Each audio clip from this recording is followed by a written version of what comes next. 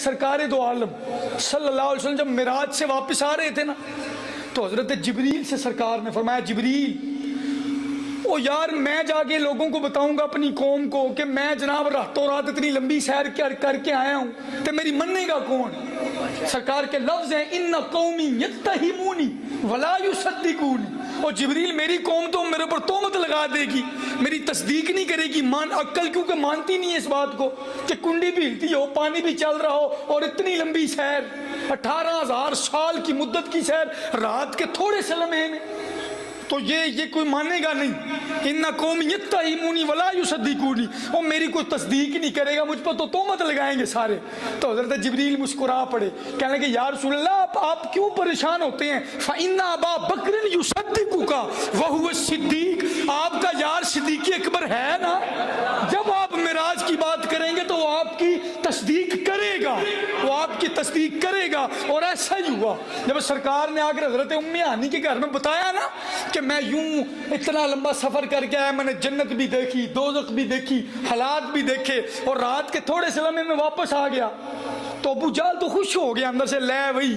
ہوں تو کم بن گیا۔ اس نے کہا آپ کو یہ ایک فطرتی بات ہے، جب کسی بندے کو نقصان دینا ہو نا، نقصان، تو اس کے قریبی بندوں کو بھڑکایا جاتا ہے، کیا تیرا بندہ ہنج کر دے، کیونکہ اس کے ساتھی جتنے توڑے جائیں گے اتنا وہ کمزور ہو جائے گا،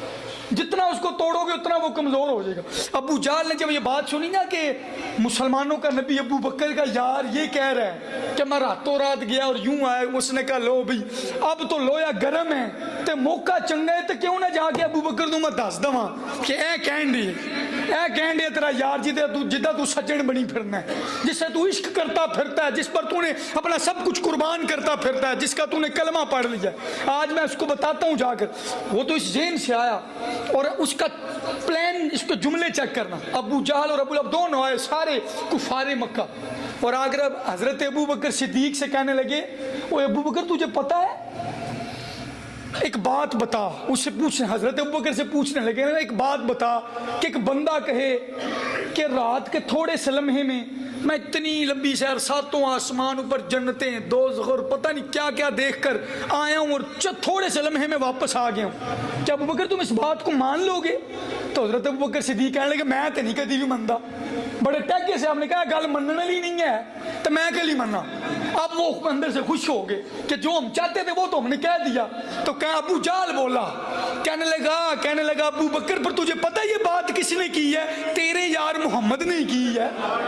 تو حضرت ابو بکر صدیق کہنے لگے اچھا اگر انہوں نے کی ہے تو پھر میں تصدیق کرتا ہوں کہ گئے ہوں۔ اچھا یہ بات حضرت ابو بکر صدیق سے بعد میں ان کے دوستوں نے پوچھی کہ آپ نے اتنی بڑی تصدیق کیسے کر دی؟ تو حضرت ابو بکر صدیق کہنے لگے یار یہ معراج کا معجزہ تو کوئی چیز ہی نہیں ہے،